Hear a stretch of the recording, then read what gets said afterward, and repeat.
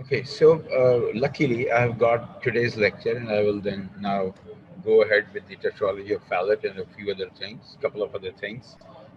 Uh, Mostly it would be repetition of many things, but okay, it's always good to consolidate your knowledge.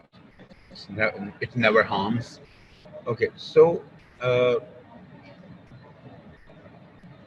coming back to the patent ductus arteriosus that we just did yesterday, that we just did yesterday.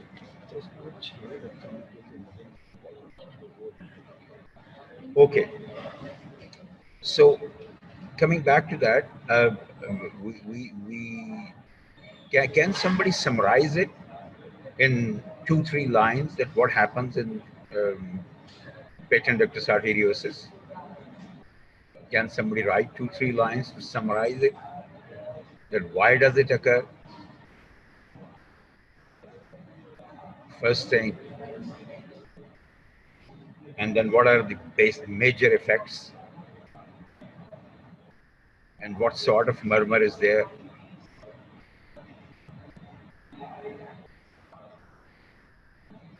Can somebody write two, three lines on that? That will give me an idea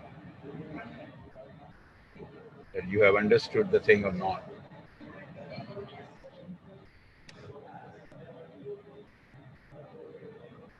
Anybody?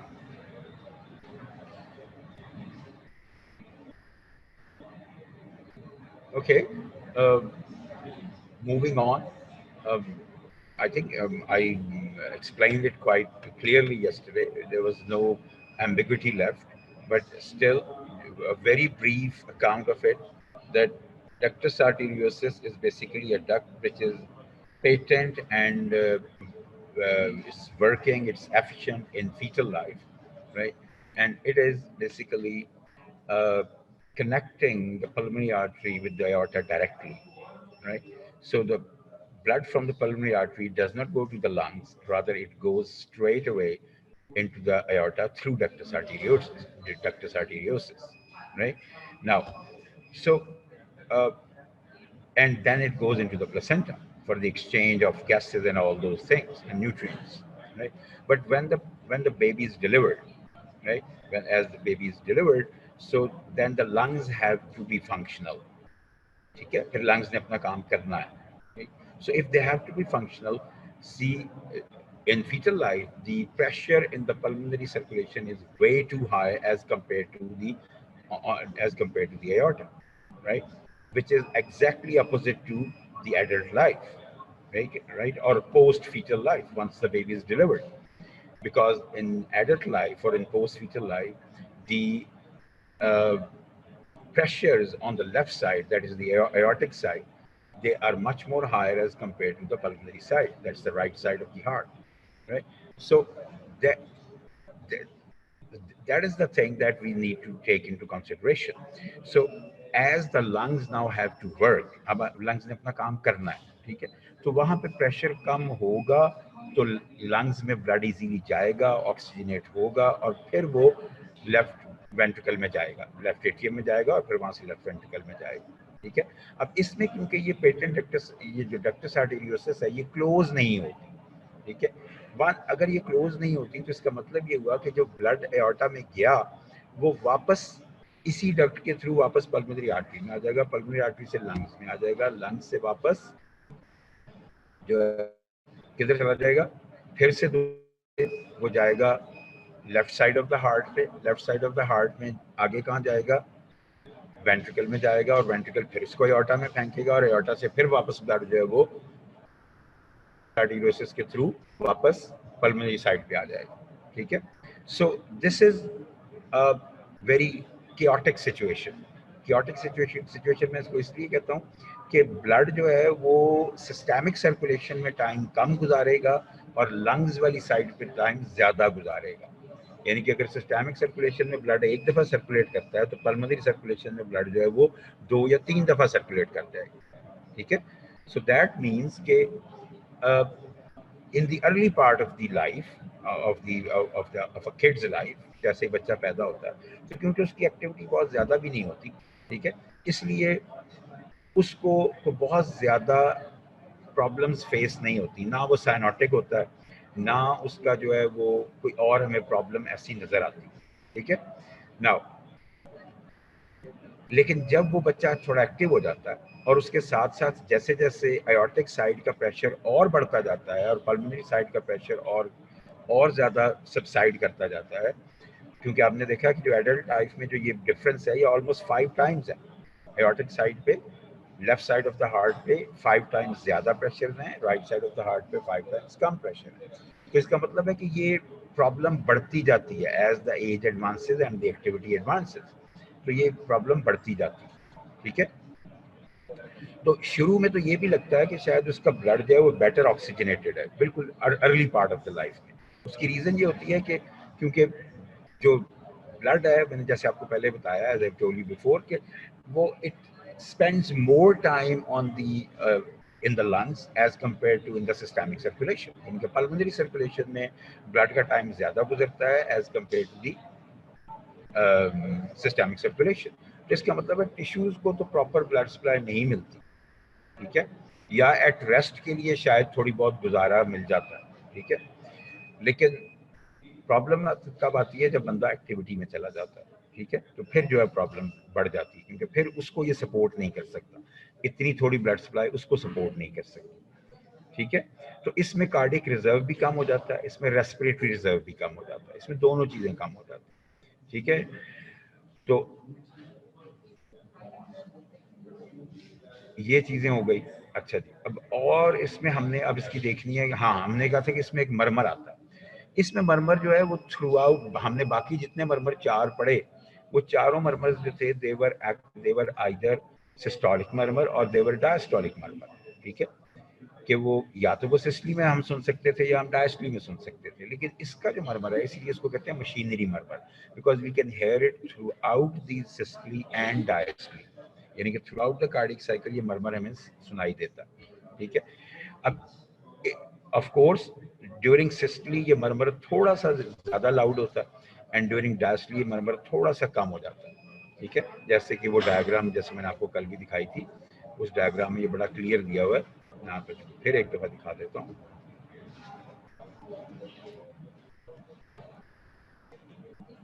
चलिए, मरमर्स पीछे से, sorry, palpation of aorta, murmurs पीछे। This is the one, ये देखो, during systole ये मरमर ज्यादा strong है, during diastole ये पेटेंट एक्सेस आर्टेरियोसिस का जो मरमर है ये थोड़ा सा डाई डाउन होता जाता है, लेकिन खत्म किसी वक्त नहीं होता, हर वक्त चलता रहता है, किसी वक्त ज्यादा है किसी वक्त कम है, लेकिन चलता रहता है। अब इसकी रीजन क्या है? इसकी रीजन ये है कि ड्यूरिंग सिस्टली जो एक्स्ट्रा अमाउंट ऑफ ब्लड जो वापस आई होती है उसको पंप करना पड़ता है हार्ट को। ठीक है, अब जब उसको वो पंप करता है तो ऑफ कोर्स उसके लिए उसको ज्यादा फोर्स लगानी पड़ती है। ठीक है, और ज्यादा ब्लड वॉल्यूम जो है वो एओर्टा में फेंका जाता है। अगर एओर्टा के फर्स्ट पार्ट में ज्यादा ब्लड वॉल्यूम फेंका जाएगा तो इट मीन्स कि वहां पे टर्बुलेंस ज्यादा होगी। सो दैट इज वाई यहाँ पे ड्यूरिंग सिस्टली जो है ये इसका वॉल्यूम थोड़ा सा ज्यादा होता है, बट ड्यूरिंग डायस्टली जबकि इस वेल्व को बेसिकली एओर्टिक वेल्व को क्लोज हो जाना चाहिए, मतलब जबकि उस पेटेंट जबकि डक्टस आर्टेरियोसिस को क्लोज हो गया होना चाहिए था, but as it is not close, तो उसकी वजह से ब्लड जो है वो वापस आता है। अब जब वो वापस आता है तो फिर उसकी वजह से इसका मतलब रिगर्जिटेशन हो रही है। ठीक है, तो जब रिगर्जिटेशन हो रही है तो उस रिगर्जिटेशन के आपने वैसे भी देखा कि जो रिगर्जिटेशन के ये हैं मरमर्स हैं ये वैसे भी थोड़े से कम लाउड होते हैं। ठीक है, एज कंपेयर टू स्टीनोसिस। ठीक है, तो रीगर्जिटेशन का जो मरमर है उसकी साउंड या उसकी जो वॉल्यूम है वो कम होगा एज कंपेयर टू सिस्टोलिक। ठीक है, और रीगर्जिटेशन किस फेज में हो रही है? In the phase of diastole. ठीक है, तो इसलिए डायस्टली में हम थोड़ा सा लेस लाउड मरमर सुनते हैं और सिस्टली में हम एक कंप्लीटली लाउड मरमर सुनते हैं। ठीक है, तो ये था हमारा मशीनरी मरमर। अब हम आ जाते हैं इसकी ट्रीटमेंट पे। ट्रीटमेंट इसका मेनली सर्जिकल है। ठीक है, क्योंकि मेडिकल ट्रीटमेंट या मेडिसिन से ट्रीटमेंट इसका ज़्यादा पॉसिबल नहीं है। ठीक, जब भी इसकी करनी पड़ेगी हमें सर्जिकल ट्रीटमेंट करनी पड़ेगी। बड़ा सिंपल है, या तो हम पेटेंट डक्टस जो डक्टस आर्टेरियोसिस है जो पेटेंट है उसको हम लाइगेट कर दें, ठीक है, और या उसको डिवाइड कर दें, ठीक, या उसको हम क्लोज कर दें, उसके दोनों एंड्स को क्लोज कर दें, ठीक है। और ये वो सर्जरी है हार्ट की, ओपन हार्ट सर्जरी, जो कि probably is one of the most successful heart surgeries perform, ठीक है। जो कंजेनिटल हार्ट प्रॉब्लम्स के लिए जो सर्जरीज की जाती हैं उनमें से शायद this is probably the most important, yes, and the most successful one as well, ठीक है। तो इसमें बड़े अरसे से इस पे काम हो रहा है, बड़े अरसे से इसको ये सर्जरी जो है ये की जा रही है, ठीक है, and with a very high success rate, ठीक है। दूसरी बात मैंने आपको इसके बारे में ये बताई थी कि ये जो हम कहते हैं कि जी इसका जो ये वेल्वुलर डिफेक्ट है, कंजेनिटल वेल्वुलर डिफेक्ट है इसका, तो ये बेसिकली, या जिसकी जो डक्टस आर्टेरियोसिस पेटेंट रह गई है, तो ये बेसिकली क्या है, हम कहते हैं कि उसके दिल में सुराख है, ठीक है, ये जो लेमन टर्म में हम कहते हैं। अच्छा, अब आपकी टेट्रोलॉजी ऑफ फैलेट, जो पेटेंट डक्टस आर्टेरियोसिस था that was a left to right shunt, ठीक है, ठीक, कि ब्लड जो है वो लेफ्ट साइड से वापस राइट साइड की तरफ आ जाता है, ठीक है। Instead of going into the systemic circulation, most of it comes back into the right side. तो इसलिए हम उसको हम कहते थे लेफ्ट टू राइट शंट। अब टेट्रोलॉजी ऑफ फैलेट में जो है it is right to left shunt, ठीक है। ये वैसे उससे ज्यादा इंटरेस्टिंग है और उससे ज्यादा ड्रास्टिक है, ठीक है, ये उससे ज्यादा प्रॉब्लमैटिक है। उसमें अमूमन जो है ना वो इंसान जो है वो इवन विदाउट ट्रीटमेंट भी 20 से 30-35 साल तक जिंदा रह जाता है अगर बहुत ज़्यादा एक्टिविटी में ना इन्वॉल्व हो, ठीक है। लेकिन इसमें जो है वो मुश्किल हो जाता है, इसमें जो है ना वो उसको सर्जिकली एड्रेस करना बड़ा ज़रूरी हो जाता है, ठीक है, क्योंकि इसमें जो है वो डिफॉर्मिटी बड़ी अजीब किस्म की है। अभी हम देखते हैं कि इसमें 4 चीज़ें एट ए टाइम हो रही होती हैं। अच्छा, जैसे एक बच्चे ने कल पूछा था कि ये ब्लू बेबी होता है, तो ये this is the blue baby basically. Patent ductus arteriosus में भी हो सकते हैं साइनोसिस, अगर वही बात कि अगर बच्चा बड़ी स्वेयर एक्सरसाइज में चला जाए, ठीक है, तो फिर हो सकता है उसमें साइनोसिस, उसमें भी हो सकता है बड़ा स्वेयर किस्म का। लेकिन इसमें तो बगैर एक्सरसाइज के भी होगा, ठीक है, क्योंकि इसमें अभी हम देखेंगे कि इसमें प्रॉब्लम उससे ज्यादा बड़ी है, ठीक। अच्छा, in this most common cause of blue baby, ठीक है, is in 4 abnormalities of the heart occur simultaneously। इनके 4 abnormalities of the heart जो है वो इकट्ठी हो जाती है, ठीक है। वो क्या क्या है? फर्स्ट वन, आयोटा जो है वो ओरिजिनेट करती है राइट वेंट्रिकल से रादर देन द लेफ्ट, यानी कि उसको आयोटा जो है उसको basically as a normal happening उसको कहाँ से ओरिजिनेट होना चाहिए? लेफ्ट वेंट्रिकल से, और ओरिजिनेट कहाँ से होती है इसमें? राइट वेंट्रिकल से, ठीक है। या it overrides a hole in the septum, septum कौन सा? इंटरवेंट्रिकुलर सेप्टम, ठीक है, जिसकी वजह से कि जो लेफ्ट का ब्लड है वो राइट में आता रहता है, ठीक है। तो या तो ये उसकी वजह से ब्लड जो है बेसिकली, क्योंकि एओर्टा उसके ऊपर होती है राइट वेंट्रिकल के ऊपर, तो या तो ब्लड ज्यादा राइट वेंट्रिकल से चला जाता है, ठीक है, उसमें चला जाता है, राइट वेंट्रिकल में चला, राइट वेंट्रिकल से आगे एओर्टा में चला जाता है, ठीक है। या फिर it overrides a hole in the septum, यानी कि जो इंटरवेंट्रिकुलर सेप्टम में होल है जिसमें कि दोनों तरफ से ब्लड मिक्स हो रहा है, ठीक है, ये वहां से ब्लड रिसीव कर ले, ठीक है, जो एओर्टा है। नाउ दूसरा प्रॉब्लम क्या है कि द पल्मोनरी आर्टरी स्टीनोज्ड, जो पल्मोनरी आर्टरी है वो स्टीनोज्ड है, ठीक है, so much so that much lower than normal amounts of blood pass from the right ventricle into the lungs। यानी कि क्योंकि पल्मोनरी आर्टरी स्टीनोज्ड है इसलिए राइट वेंट्रिकल से लंग्स में ब्लड नहीं जाता। अब जब राइट वेंट्रिकल से लंग्स में ब्लड नहीं जा रहा तो इसका मतलब क्या हुआ? इसका मतलब ये हुआ कि वो ऑक्सीजनेट नहीं हो सकेगा, तो इसका मतलब है कि most of the blood would be deoxygenated, यही इसका सबसे बड़ा प्रॉब्लम, ठीक है, most of the blood would be deoxygenated, यही इसका सबसे बड़ा प्रॉब्लम है। पेटेंट डक्टस आर्टेरियोसिस में लंग वाली साइड पे बल्कि ब्लड का टाइम ज्यादा गुजरता है, इसलिए कम से कम ब्लड ज्यादा डीऑक्सीजनेटेड नहीं होता, इसीलिए उसमें साइनोसिस भी नहीं होता, ठीक है, इसीलिए उसमें साइनोसिस बड़ा मुश्किल है। तो इसमें पल्मोनरी आर्टरी स्टीनोज होती है, लंग्स की तरफ ब्लड जाता नहीं है, ठीक है, लंग्स, क्योंकि बल्कि इस उसकी बजाय क्या होता है, most of the blood passes directly into the aorta, thus bypassing the lungs। तो यानी कि वो जो डीऑक्सीजनेटेड ब्लड है वो ज्यादा किधर चला जाता है, एओर्टा में चला जाता है और लंग्स को बाईपास कर देता है। यानी कि बॉडी के लिए जो ब्लड अवेलेबल है दैट इज डीऑक्सीजनेटेड ब्लड। तो बॉडी तो बहुत इवन एट रेस्ट भी काम नहीं कर सकेगी। क्लियर, ठीक है ना। अच्छा जी, और क्या होता है इसमें? अब वो कहता है कि blood from the left ventricle flows either through a ventricular septal hole, जो मैंने भी बताया कि इंटरवेंट्रिकुलर सेप्टम में जो है वो होल होता है, into the right ventricle and then into the aorta और directly into the aorta that overrides this hole. ठीक है, तो इसका मतलब ये हुआ कि जो हमारा असल क्रक्स है इसमें, इन दोनों सेकंड का भी और थर्ड का भी, वो ये है कि डीऑक्सीजनेटेड ब्लड aorta में जा रहा है, ऑक्सीजनेटेड ब्लड नहीं जा रहा। ठीक है, and that as I have told you before is the biggest problem in this scenario. ठीक है, अच्छा, अब वो कहता है कि क्योंकि right side of the heart को एओर्टा में ब्लड पंप करना पड़ता है और एओर्टा आपको पता है कि वहां पे प्रेशर्स ज्यादा होते हैं, because the right side of the heart, pulmonary artery और एओर्टा की थोड़ी सी स्ट्रक्चर में भी डिफरेंस है।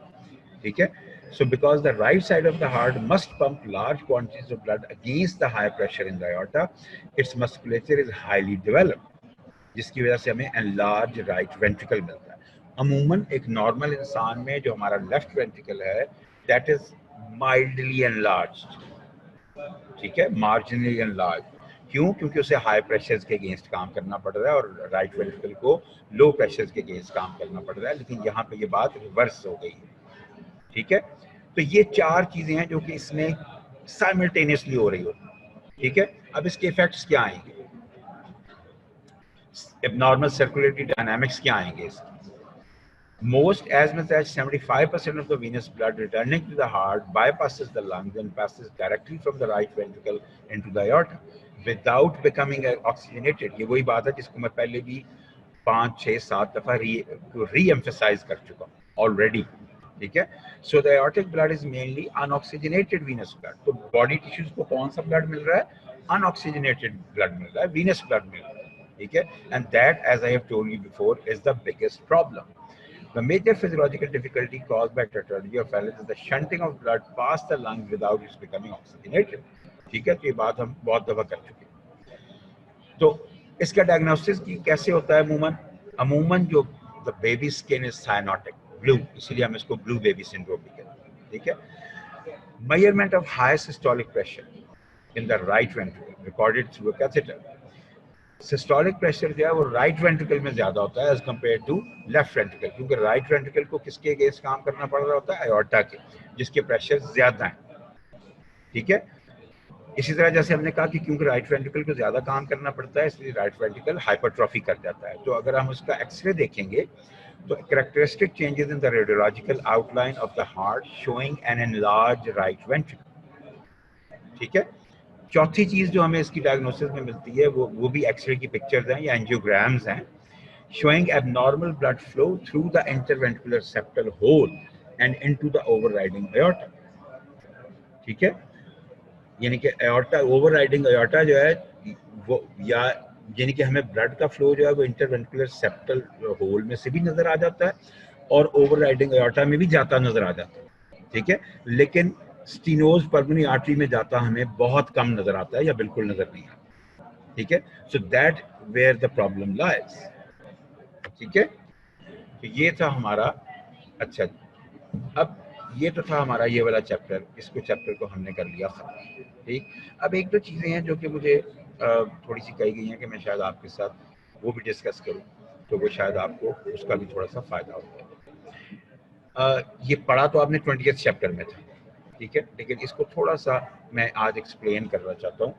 प्रॉबेबली मुझे नहीं पता, ये मैंने नहीं पढ़ाया था प्रॉबेबली आपको ये वाला टॉपिक, लेकिन व्हाट आई थिंक इज कि शायद ये वाली जो एक्सप्लेनेशन है ये आपके उस कॉन्सेप्ट को, वीनस रिटर्न और कार्डिक आउटपुट के कॉन्सेप्ट को थोड़ा सा और कंसोलिडेट कर देगी। ठीक है, तो let's go ahead with this. ये 4-5-6 स्लाइड्स हैं, इससे ज़्यादा नहीं है। ठीक है, ओके, तो ये हम देखना what we will be trying to assess is कि what is the effect of inspiration and expiration on cardiac output and venous return. Cardiac output और वीनस रिटर्न पे इंस्पिरेशन और एक्सपिरेशन के इफेक्ट्स क्या आते हैं, ठीक है. How does inspiration and expiration effect cardiac output and venous return. सबसे पहले हम देखते हैं ड्यूरिंग इंस्पिरेशन क्या होता है, ठीक है. During inspiration of course Venus return तो बढ़ता है, ठीक है.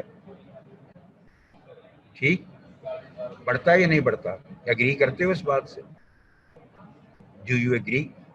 If somebody is not in agreement, he or she should write there that yes, it does not increase during inspiration. हम venous return की बात कर रहे हैं, अभी cardiac output की बात नहीं कर रहे. Anybody who is in disagreement?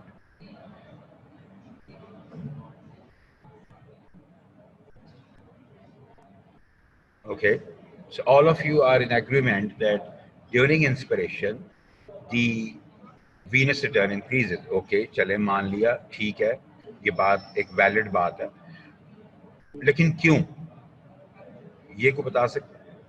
ये वैसे आपके सामने शायद लिखा भी हुआ है, लेकिन इसको थोड़ा और अच्छी तरह भी एक्सप्लेन किया जा सकता है, जो कि मैंने कहा था कि मैं वर्बली कर दूंगा. कर सकता है कोई?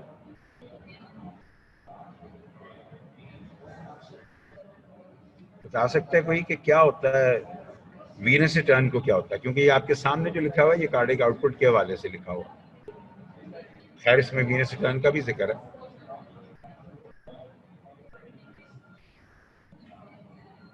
बेटा नहीं सोच सकते आप? जब मैंने आपको वो पढ़ाए थे साइनस रिदमियास, तो उसमें मैंने आपको बताया था कि ड्यूरिंग इंस्पिरेशन हार्ट रेट बढ़ता है, ड्यूरिंग एक्सपिरेशन हार्ट रेट कम होता है. कुछ मैंने आपको उसके मैकेनिज्म्स बताए थे. Can you recall those mechanisms?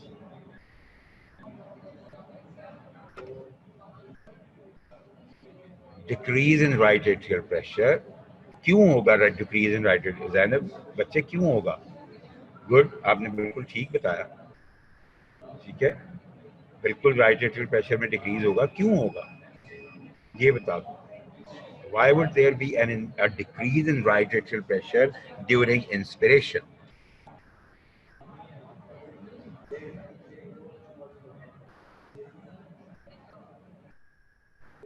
Anybody else?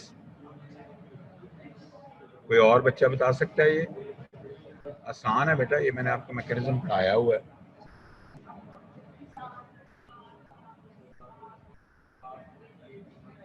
नहीं?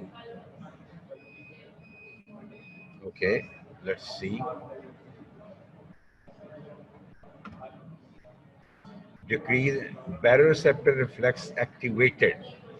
baroreceptor reflex की वजह से राइट एट्रियल प्रेशर तो कम नहीं हो जाएगा ना बच्चे. baroreceptor reflex ने तो ब्लड प्रेशर को कंट्रोल करना है, सिस्टेमिक ब्लड प्रेशर को, मीन आर्टीरियल ब्लड प्रेशर को, ठीक है. उसने राइट एट्रियल प्रेशर को कंट्रोल नहीं करना. राइट एट्रियल प्रेशर क्यों कम हो रहा है यहाँ? अच्छा चले मैं आपको हिंट देता हूँ. Let me give you a hint. Then parasympathetic effect. No, again I don't agree. Laiba I don't agree बच्चे. अच्छा खैर, एनीवे मैं आपको एक हिंट देता हूँ. आप मुझे ये बताओ कि जब आप इंस्पायर करते हो तो what happens to the volume of your thoracic cavity? It's a big hint. जब आप इंस्पायर करते हो तो आपका वॉल्यूम, जो थोरेसिक कैविटी का वॉल्यूम है, उसमें क्या चेंज आती है? क्योंकि ये जो राइट वेंट्रिकुलर प्रेशर है ये उसी पे dependent.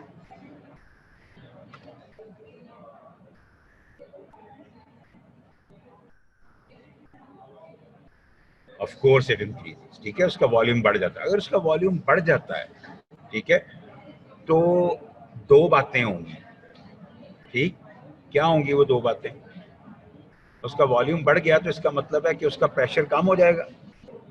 Very good Zainab, now you are getting it. ठीक है, वॉल्यूम बढ़ गया. Laiba and Zainab, well done. Volume बढ़ गया तो प्रेशर कम हो गया. अब प्रेशर कम हो गया तो राइट एट्रियम जो है वो कहाँ पे है? थोरेसिक कैविटी में है ना, तो इसका मतलब है उस पर भी प्रेशर कम हो जाएगा, उसका भी प्रेशर कम हो जाएगा। ठीक है, ओके। अब क्या हो रहा है, ठीक है, अब हम कहते हैं कि जब, और इसी के साथ ही जो लंग्स भी जो हैं उनको भी एक्सपेंशन के लिए ज्यादा स्पेस मिल जाती है, मिलती है ना, एग्रीड। ठीक, तो इसका मतलब है कि lungs would be filled with air and right atrium would be filled with blood. ठीक है, तो इसका मतलब ये हुआ कि जब right atrium is filled with blood, तो वहां से जो ब्लड, जब राइट वेंट्रिकल जब कॉन्ट्रैक्ट करेगा तो वो ब्लड को, तो जो हमारे लंग्स हैं वो ज्यादा blood of volume of blood जो है उसको अपने आप में for a very transient period of a time, ठीक है, वो अपने आप में उसको बढ़ा लेते हैं। यानी कि लंग्स में ब्लड वॉल्यूम भी बढ़ जाता है, वहां पे एयर भी बढ़ जाती है, और इट मेक्स सेंस। क्यों, चलो ये बताओ कि ड्यूरिंग इंस्पिरेशन लंग में ब्लड वॉल्यूम भी बढ़ रहा है और लंग्स में एयर भी बढ़ रही है, तो इससे क्या सेंस बन रही है? क्योंकि दैट इज द टाइम जबकि एक्सचेंज होनी है, गैसेस एक्सचेंज होनी है between the pulmonary artery blood and the alveoli. ठीक है, तो इसका मतलब है कि अगर उस वक्त एल्वियोलर कैपिलरीज में और पल्मोनरी आर्टरी में मैक्सिमम ब्लड फ्लो है और वहां पे मैक्सिमम एयर भी मौजूद है, तो इसका मतलब है कि आपकी जो वेंटिलेशन परफ्यूजन रेशियो है वो बड़ी बहुत खूबसूरत होगी। That would be absolutely ideal. ठीक है, तो यही वजह है कि during inspiration expansion of the lungs and pulmonary tissues causes pulmonary blood volume to increase, यानी कि लंग्स में ब्लड वॉल्यूम बढ़ जाता है। अब अगर it transiently decreases the flow of blood from the lungs to the left atrium, वहां उसने थोड़ी देर for a very small fraction of a second रहना है ताकि गैसेस एक्सचेंज हो सके। तो इसका मतलब है कि for a very short period of a time जो blood towards the left atrium है वो कम हो जाता है, और अगर blood towards the left atrium कम हो गया तो इसका मतलब है कि क्या हो गया, कार्डिक आउटपुट कम हो गई for a very short period of a time. ठीक है, तो इसका मतलब है कि left ventricular filling actually decreases during inspiration, यानी कि लेफ्ट एट्रियम में अगर ब्लड कम जाएगा तो लेफ्ट वेंट्रिकुलर फिलिंग भी ड्यूरिंग इंस्पिरेशन कम होगी। इस बात की समझ आ गई? ठीक है, तो इसका मतलब ये हुआ कि ड्यूरिंग इंस्पिरेशन जब लंग का वॉल्यूम बढ़ता है, जब राइट एट्रियल प्रेशर कम हो जाता है तो वहाँ तो वीनस रिटर्न बढ़ेगा, क्योंकि राइट एट्रियल प्रेशर कम हो गया तो जो पेरिफेरल वेन्स हैं उनका प्रेशर ज्यादा होगा, ज्यादा ब्लड जो है वो हार्ट की तरफ आएगा, और कहाँ आएगा, right side of the heart में आएगा। ठीक है, लेकिन क्योंकि ये ब्लड जो है इसको लंग्स जो है वो थोड़ी देर के लिए इंक्रीज्ड वॉल्यूम अपना करके थोड़ी देर के लिए इसको होल्ड करते हैं for the exchange of gases, तो इसलिए for that very short period of time जो है वो left side of the heart पे ब्लड कम जाता है। सो इसीलिए वी कैन सेफली से कि during inspiration cardiac output for a very transient short period of a time decreases and venous return increases. ठीक है, ये बात क्लियर हो गई है, कोई इशू तो नहीं है इसमें?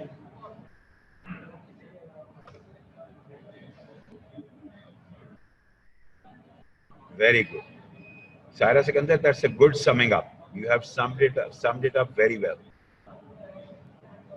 ठीक है, very good. ठीक, so that actually that's what I want. Okay. Physiology, at least out of all three subjects, physiology is probably the most conceptual, right? So what I want is that you being good students, you should be able to make a clear, crystal clear concept of each and every mechanism. ठीक है, एक दफा concept clear हो जाएगा तो आपको बार बार पढ़ने की जरूरत नहीं है, आप उस पेज को खोलेंगे तो वो सारा मैकेनिज्म आपके माइंड में रिवाइज हो जाएगा, खुद ब खुद हो जाएगा, अगर एक दफा वो कॉन्सेप्ट आपने क्लियर कर लिया हुआ है। ठीक है, अगर नहीं किया हुआ तो आप बार बार उसको रटा लगाते रहेंगे, कोई फायदा नहीं होगा, एग्जामिनर फिर भी आपको कॉन्सेप्चुअली बड़े आराम से फंसा लेगा। ठीक है, तो इसलिए कॉन्सेंट्रेट ऑन द कॉन्सेप्ट। ठीक है, तो एक बात तो अब हमने इंस्पिरेशन में ये कर ली। एक्सपिरेशन में क्या होगा? ऑफ कोर्स जाहिर है इसके उलट होगा। ठीक है, अपोजिट अकर्स ड्यूरिंग एक्सपिरेशन। क्यों? क्योंकि इसमें वेना केवा जो है वो कंप्रेस हो जाती है। क्यों कंप्रेस हो जाती है, ये मुझे को बता सकते हैं? ड्यूरिंग एक्सपिरेशन जो वेना केवा जो कि ब्लड लेके राइट एट्रियम में आ रही हैं, उन दोनों की कंप्रेशन हो जाती है और वहां से ब्लड का फ्लो टुवर्ड्स राइट एट्रियम कम हो जाता है। क्यों हो जाता है, कोई बता सकता है? अब तो आ जाना चाहिए। बच्चे अब तो आ जाना चाहिए। आपने इसको उसी से रिलेट करना है कि अगर ड्यूरिंग इंस्पिरेशन जो हमारी थोरेसिक कैविटी है उसका प्रेशर कम हुआ था, तो ड्यूरिंग एक्सपिरेशन क्या होगा? डिक्रीजेस। वेरी गुड गुरुज फातिमा, वेल डन। ठीक है, तो जब ये डिक्रीज हो गया तो इसका मतलब है कि it will exert more pressure on the vessels of the thorax. तो अगर उनका प्रेशर ज्यादा एक्सर्ट हो रहा है तो वहां से ब्लड फ्लो टुवर्ड्स हार्ट कम हो जाएगा। ठीक है, दूसरी बात कि इसमें जो राइट एट्रियल प्रेशर है वो भी बढ़ जाएगा। अगर राइट एट्रियल प्रेशर बढ़ गया है तो इसका मतलब है कि जो पेरिफेरल वेन्स हैं वहां से जो इजीली ब्लड पहले आ रहा था टुवर्ड्स हार्ट, वो भी आना मुश्किल हो जाएगा। ठीक, तो इसका मतलब है कि exactly opposite happens during expiration, यानी कि वीनस रिटर्न कम हो जाएगा, कार्डियक आउटपुट बढ़ जाएगी। ठीक है, इसमें उलट हो जाएगा। अंडरस्टैंडेबल? ठीक है, अब मुझे वैसे ये बता दो कि just for my own information कि ये कॉन्सेप्ट आपको, ये आपने पहले जब आपने वो चैप्टर पढ़ा था तो ये कॉन्सेप्ट तब आपने आपके साथ डिस्कस हुआ या नहीं हुआ? That is just for my own information.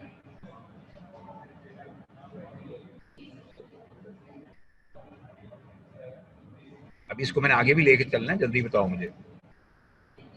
थोड़ा इसको मैथमेटिकली भी मैंने आपको बताना है, थोड़ा सा इसका फॉर्मूला वगैरह भी बताना है कि हम कैसे यहाँ पे कैलकुलेट करते हैं, वीनस रिटर्न कैसे कैलकुलेट करते हैं।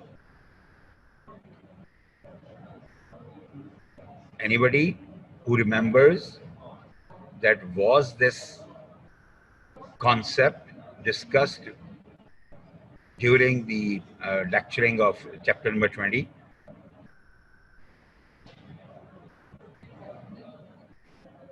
चलिए, okay. If you don't want to share that, that's up to you. लेकिन मेरा तो काम था कि मैं आपको ये बता दूं। ठीक है, ओके। अब वो कहता है कि इसका फॉर्मूला क्या है कि हम वीनस रिटर्न कैसे कैलकुलेट करते हैं। ठीक है, venous return to the heart from venous vascular beds, यानी कि पेरिफेरल वेसल से, पेरिफेरल वेन से, is determined by a pressure gradient. ठीक है, जिसको हम कहते हैं venous pressure minus right atrial pressure. ठीक है, ये किससे, ये प्रेशर ग्रेडियंट कैसे बनेगा? That would be venous pressure minus right atrial pressure, यानी कि वीनस प्रेशर यूजुअली ज्यादा होता है और राइट एट्रियल प्रेशर कम होता है, इसीलिए ब्लड जो है वो फ्लो करता है from the peripheral veins to the right atrial. ठीक है, तो ये जो प्रेशर ग्रेडियंट है, ठीक है, इसको अगर हम डिवाइड करें by Venus vascular resistance between the two pressures. ठीक है, यानी कि जो वैस्कुलर रेजिस्टेंस हमने पढ़ी थी ना, वीनस रेजिस्टेंस हमने एक चीज पढ़ी थी, यानी कि हमने पढ़ा था वीनस रेजिस्टेंस टू वीनस, यानी कि vascular resistance to venous return, ये हमने पढ़ा था उस चैप्टर में, ये तो मैंने पढ़ाया था इसलिए मुझे याद है। Vascular resistance to venous return, तो उससे अगर हम इसको डिवाइड कर दें, ठीक है, इस प्रेशर ग्रेडियंट को, तो हमारा वीनस रिटर्न निकल आता है। ठीक है, ये इसका एक डायग्राम सी भी बनी हुई है और एक फार्मूला भी है। ठीक है, इसको थोड़ा सा देख लें। वो बता ये रहा है कि ये एब्डोमिनल वेना केवा है, ये थोरेसिक वेना केवा है। ठीक है, तो एब्डोमिनल वेना केवा से जो ब्लड आ रहा है, ठीक है, ड्यूरिंग इंस्पिरेशन, तो ये ब्लड बड़े इजीली राइट एट्रियम में आ जाएगा, लेकिन ड्यूरिंग एक्सपिरेशन यही जो है ये एब्डोमिनल वेना केवा जब थोरैक्स में एंटर होगी, तो क्योंकि यहाँ प्रेशर ज्यादा होगा इसलिए यहाँ से ब्लड का फ्लो इस तरफ कम हो जाएगा। ठीक है, तो इन दोनों के दरमियान, ठीक है, जो ग्रेडियंट है PV minus P R A, PV क्या था? That was Venus pressure. ठीक है, तो जो एब्डोमिनल वेन्स का जो प्रेशर था वो और राइट एट्रियल प्रेशर, इनके दरमियान जो ग्रेडियंट है, ठीक है, PV minus P R A, इसको अगर हम रेजिस्टेंस टू वीनस रिटर्न से डिवाइड कर दें तो हमारा वीनस रिटर्न निकल आता। ठीक है, ये इसका फॉर्मूला है, इसको लिख लो। ये पता नहीं, मुझे नहीं पता आपकी बुक में है या नहीं है, आई एम नॉट रियली श्योर, लेकिन ये एक अच्छा मैथमेटिकल फॉर्मूला है और इससे समझ भी आती है कि क्यों ड्यूरिंग इंस्पिरेशन वीनस रिटर्न बढ़ेगा और क्यों ड्यूरिंग एक्सपिरेशन वीनस रिटर्न कम हो जाएगा। ठीक है, अच्छा, इसको लिखना चाहते हो तो लिख लो।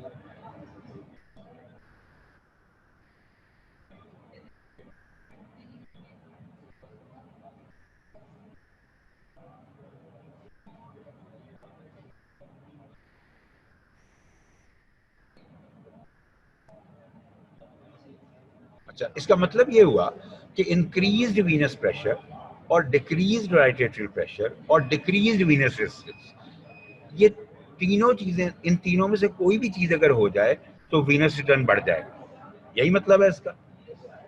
वीनस प्रेशर बढ़ जाए यानी कि वेन्स जो कि ब्लड लेके आ रही हैं टुवर्ड्स हार्ट, उनमें प्रेशर बढ़ जाए तो वो ज्यादा ब्लड हार्ट की तरफ थ्रो करेंगी या पुश करेंगी। ठीक है, या राइट एट्रियल प्रेशर कम हो जाए तो भी वीनस रिटर्न बढ़ जाएगा, या decrease venous resistance to venous, decrease resistance to venous return हो जाए तो तब भी वीनस रिटर्न बढ़ जाएगा। ठीक है, अच्छा, अब वो कह रहे हैं कि जो PRA है, जो राइट एट्रियल प्रेशर है, it is normally very low. ठीक है, fluctuating few millimetres of mercury around a mean of 0 mmHg। ठीक है, इसका जो आइडियल नॉर्मल जो है, जो स्टैंडर्ड है, वो 0 mmHg है और इसी के अराउंड ही घूमता रहता है। ठीक है, तो बहुत ज्यादा डिफरेंस इसमें नहीं आता नॉर्मली फिजियोलॉजिकली। ठीक है, PV जो कि पेरिफेरल वेन्स का प्रेशर है, जबकि बॉडी सुपाइन है। सुपाइन तो पता है क्या होती है? ठीक है, while lying straight, ठीक है, with face upwards। ठीक है, so when the body is supine, तो ये सिर्फ it's only a few millimeters higher, ये राइट एट्रियल प्रेशर से सिर्फ थोड़े से मिलीमीटर ज्यादा होता है। ठीक है, दूसरी बात ये हो गई। तो इसका मतलब यह है कि pressure gradient driving venous return from peripheral veins to the heart is relatively low, that is below 10 mmHg। यानी कि पेरिफेरल वेन्स में और जो राइट एट्रियम है उसके दरमियान जो प्रेशर ग्रेडियंट बनता है, वो जो कि which is responsible for driving the venous return from the peripheral veins to the heart, वो काफी लो है, वो is less than 10 millimetre of mercury. ठीक है, तो वो कहता है कि इस कीपिंग इन माइंड दिस, ये भी जो हमने बात लाइन पिछली पढ़ी है, small changes of only a few millimeters of mercury in either venous pressure or right atrial pressure can cause a large percent change in the pressure gradient। ठीक है, क्योंकि ये pressure in terms of millimetres of mercury बहुत थोड़ा है, तो इसलिए अगर इसमें थोड़ी सी भी चेंज आएगी तो जो प्रेशर ग्रेडियंट की चेंज इन परसेंटेज है वो काफी बड़ी हो जाती है। ठीक है, and therefore significantly alter the return of blood to the right atrium. यानी कि अगर PV कम हो जाए और PRA थोड़ा सा बढ़ जाए तो क्या होगा? चलो जी ये बताओ, क्विज हो गया। अगर वीनस प्रेशर थोड़ा सा कम हो जाए और राइट एट्रियल प्रेशर थोड़ा सा बढ़ जाए तो वीनस रिटर्न पे क्या इफेक्ट आएगा? लेट्स सी कि आपने ये जो अभी तक हमने पिछली 2-3 स्लाइड्स पढ़ी हैं, इससे आपने क्या कॉन्सेप्ट ग्रास्प किया है, बताएं। वीनस प्रेशर कम हो गया, राइट एट्रियल प्रेशर बढ़ गया। ठीक है, तो वीनस रिटर्न पे क्या इफेक्ट आएगा?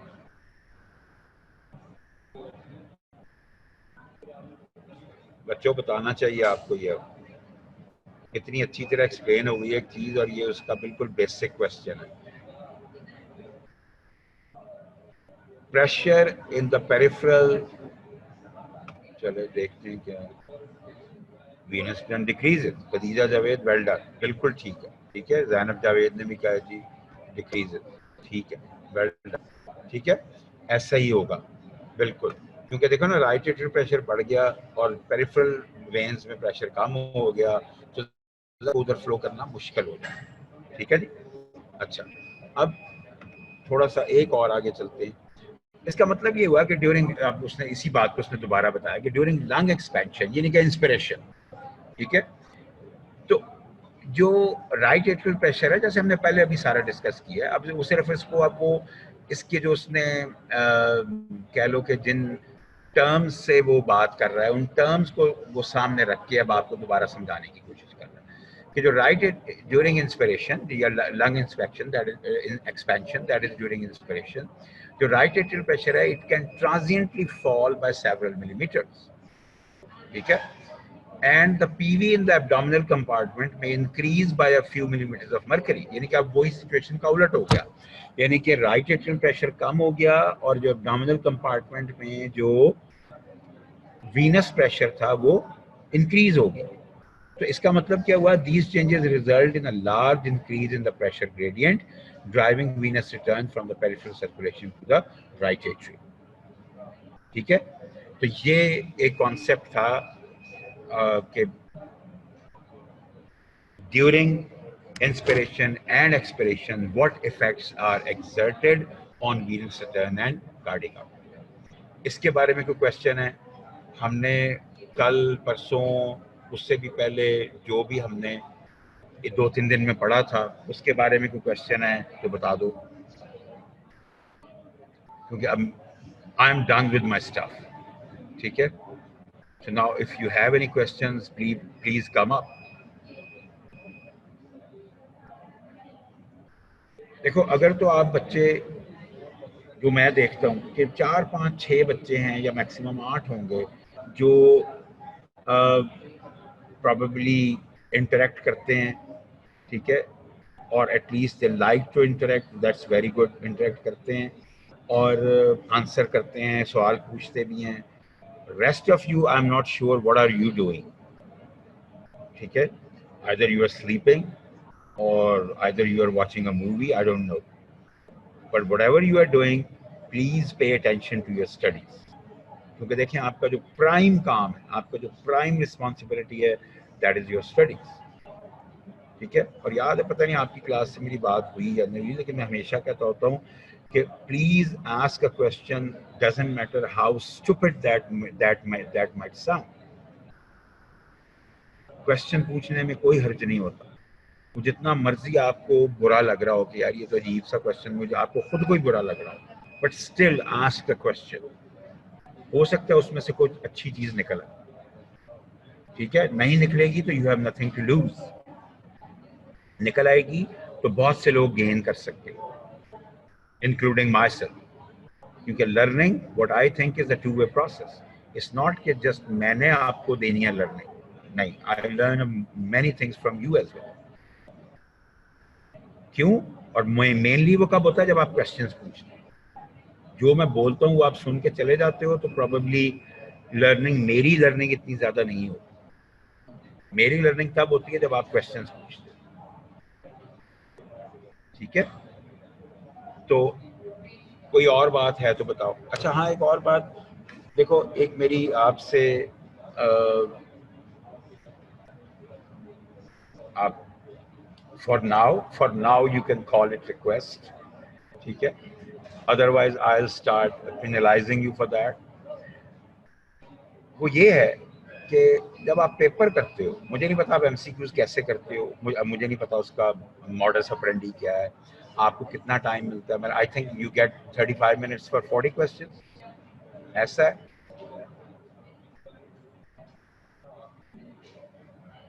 Is it you get 35 minutes for 40 questions?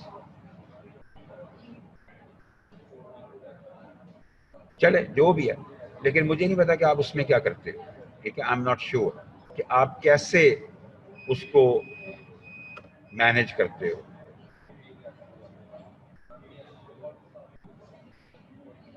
Okay अच्छा, 40 मिनट्स ही मिलते हैं, ठीक है। वो कहता है 30 मिलते हैं, ये 30 वाला कौन? बेटा आपने खुद कभी किया भी है, मोहम्मद हसीब बिन शाद साहब, आपने खुद कभी अटेम्प्ट भी किया कि किसी और से करवा लेते हो? 30 मिनट्स का तो मुझे नहीं पता कि 30 मिनट्स में मिलते हैं, मैंने 35 सुना था।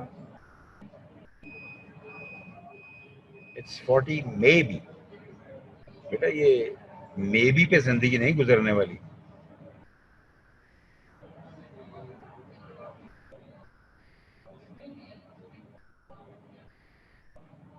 अच्छा चलो, बट देखो जो चीज़ मैंने आपके एससीक्यूज में नोटिस की है, वो ये है कि एससीक्यूज में आप लोगों ने बहुत ज़्यादा सिमिलर, बिल्कुल वही डिट्टो चीज़ें लिखी होती हैं। और मैंने एक दफ़ा जब सेकेंड ईयर के पेपर में चेक कर रहा था, तो मैंने नेट के लिंक भी जहाँ से उठाया गया था आंसर, मैंने वो लिंक एज इट इज़ उसमें पेस्ट किए थे।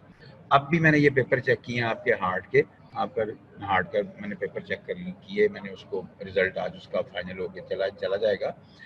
लेकिन मैंने उसमें देखा है कि आप लोगों ने, या तो आप एक दूसरे से, आपका कोई राब्ता है, कोई लिंक है, आई डोंट नो हाउ, लेकिन बहुत ज़्यादा सिमिलर वर्डिंग होती है आप लोगों की, which is not possible, humanly possible नहीं है। ठीक है। दूसरी बात कि उसमें क्लियर कट में एक सेंटेंस अगर कहीं फेंकता हूँ उसका नेट पे, तो मुझे पूरे का पूरा आर्टिकल मिल जाता है मुझे, या विकिपीडिया मिल जाता है, वो पूरे की पूरी जो स्टेटमेंट आपने वहाँ लिखी होती है, जो आंसर लिखा होता है, वो पूरे का पूरा वहाँ से उठाया होता है। Now this is something which is not going to help you. This is something which is going to destroy you. I'm warning you.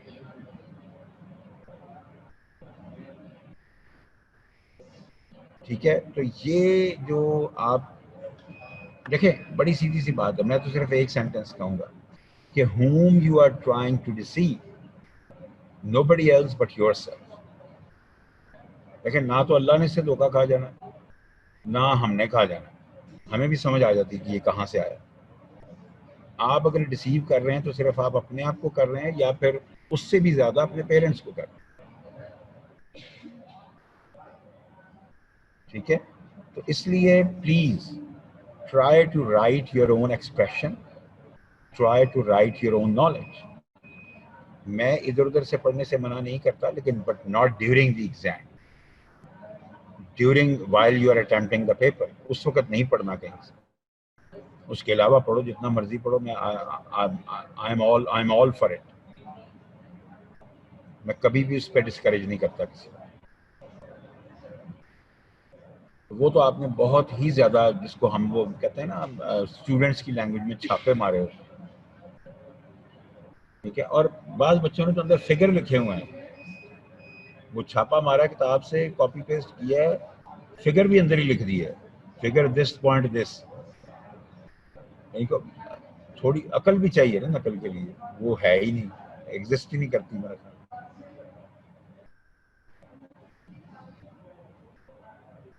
तो इसलिए बच्चों, ये आप अपने आप के साथ ज्यादती कर रहे हो और किसी के साथ नहीं कर रहे।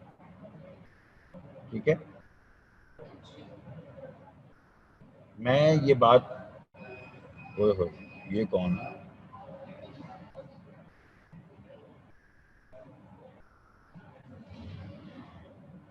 ये तो बेटा, you people are not in front of me. पढ़ के टेस्ट दिया था। ये कौन है? मामून अहमद खान साहब। अच्छा। तो बच्चे, ये जो आप बच्चे हो ना, right now you are not in front of me, इसलिए मैं 100% तो नहीं कह सकता, लेकिन यस, अगर आप मेरे सामने हो तो फिर तो मैं 100% कह सकता हूँ। लेकिन अभी भी मैं कह सकता हूँ, ये जो कमेंट्स है ना, 7,000 अफसोस and sir you are right, नहीं सर पढ़ के दिया था, ये जो कमेंट्स है ना, ये बहुत बड़ी, माशाल्लाह, जो अजीम फिल्में होती हैं ना, ये उनके कमेंट्स होते हैं। मुझे भी पढ़ाते काफ़ी देर हो गई है।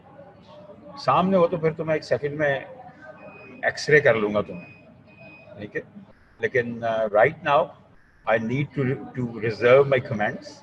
और सिर्फ इतना ही है कि please pay attention to your studies, because that is your prime responsibility. I reiterate, that is your prime responsibility.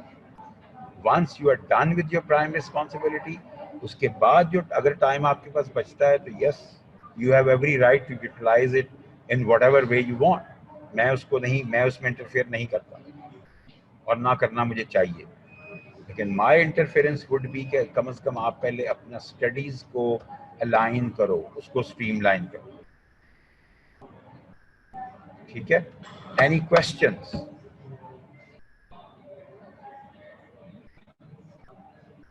कि नाउ देखो, अब आप you are now not now in age जहाँ पे आपको कोई, यस ग्रूम अभी भी किया जा सकता है किसी हद तक, लेकिन किसी हद तक, बहुत ज्यादा नहीं, ठीक है। By implementing certain checks balances and processes systems आपको अभी भी ग्रूम किया जा सकता है टू अ सर्टेन एक्सटेंट, लेकिन जो आपकी बेसिक ग्रूमिंग है वो काफ़ी हद तक हो चुकी है, ठीक है। तो आपको अपने आप को खुद समझाना, nobody else can groom you now except yourself। सबसे बेहतर है कि आप खुद अपने आप को ग्रूम करें, and that is for your own benefit. उसमें मुझे कोई फायदा नहीं होने लगा, ठीक है। कल को if you will become good doctors, तो आई वेरी वेल अंडरस्टैंड कि nobody is going to send me anything, and I'm not expecting that, and I'm not I don't think I deserve that, ठीक है। लेकिन ये आपके अपने लिए, for your own सेक, ठीक है। चलें, कोई क्वेश्चंस हैं तो बताओ, because I was done with my topic, तो मैंने कहा चलें आपको थोड़ा सा मैं विजडम वर्डिक्ट्स देने की कोशिश कर लूँ, जो पता नहीं आप लेते हैं या नहीं लेते, आई एम नॉट श्योर, लेकिन any questions regarding today, yesterday, day before yesterday, कोई क्वेश्चंस हैं तो बताओ।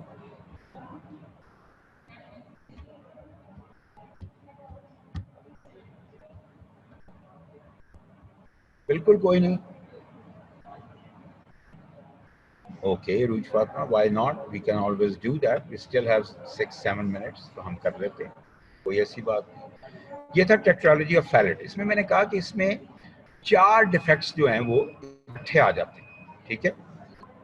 4 चीजें साइमल्टेनियसली हो रही हैं। एक कि या तो एओर्टा जो है वो ओरिजिनेट हो रही है राइट वेंट्रिकल से, जबकि उसे लेफ्ट से होना चाहिए था, ठीक है। या फिर वो एक ऐसे होल को के ऊपर से ओरिजिनेट कर रही है जहां जो कि इंटरवेंट्रिकुलर सेप्टल होल है, यानी इंटरवेंट्रिकुलर सेप्टम है, उसमें एक होल है जिसकी वजह से ब्लड जो है वो लेफ्ट वेंट्रिकल से राइट वेंट्रिकल में आ रहा है, दोनों वेंट्रिकल का ब्लड मिक्स हो रहा है, ठीक है। और वो मिक्स्ड ब्लड जो है वो एओर्टा में जा रहा है, क्योंकि एओर्टा उसके ऊपर बिल्कुल ओरिजिनेट कर रही है, ठीक है। ये तो एक प्रॉब्लम है। इसकी दूसरी प्रॉब्लम इसमें क्या होगी, पल्मोनरी आर्टरी जो है वो स्टीनोज्ड है, ठीक है, यानी कि लंग्स की तरफ ब्लड जा ही नहीं रहा, बहुत कम जा रहा है। स्टीनोज का मतलब है या तो अब कितना जा रहा है ये किस पे डिपेंड करेगा, on the severity of the stenosis. जितनी ज्यादा स्वेरिटी है उतना कम ब्लड लंग्स की तरफ जाएगा, ठीक है। तो instead most of the blood passes directly into the aorta, thus bypassing the lungs, यानी कि एओर्टा में वो ब्लड जा रहा है जो कि ऑक्सीजनेट हुआ ही नहीं या बहुत कम ऑक्सीजनेट हुआ, ठीक है, एओर्टा में वो ब्लड जा रहा है, ठीक है।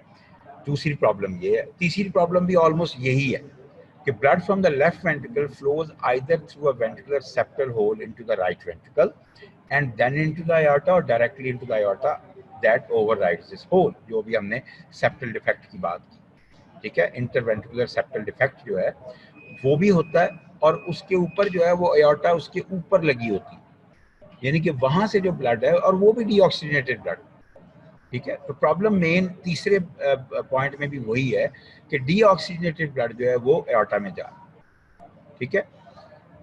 चौथी प्रॉब्लम वो ये बताता है कि right side of the heart जो है वो एनलार्ज कर जाती है।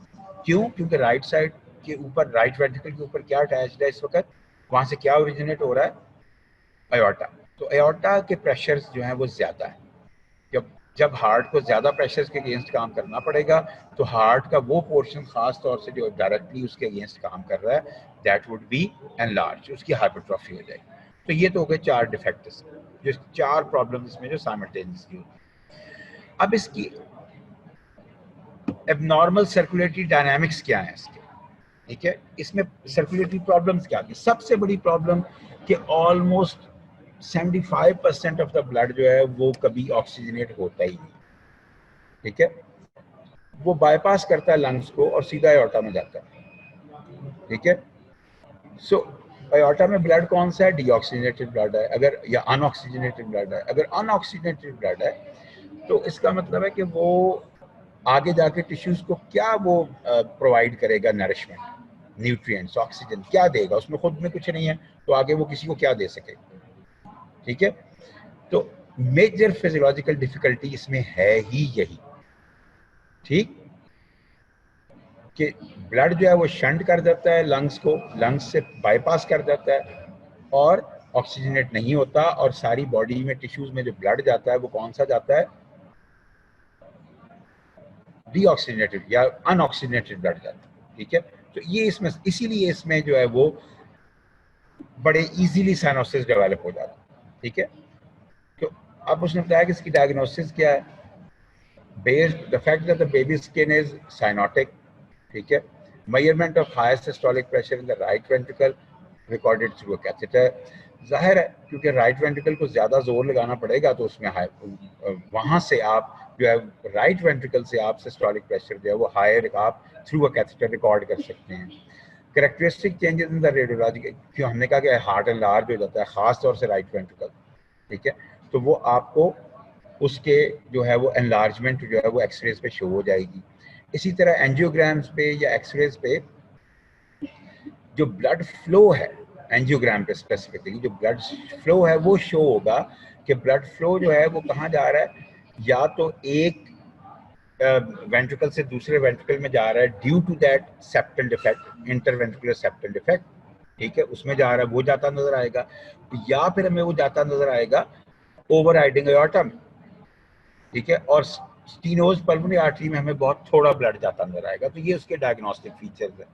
ठीक है, ट्रीटमेंट इसका क्या होगा, कोई बता सकता है?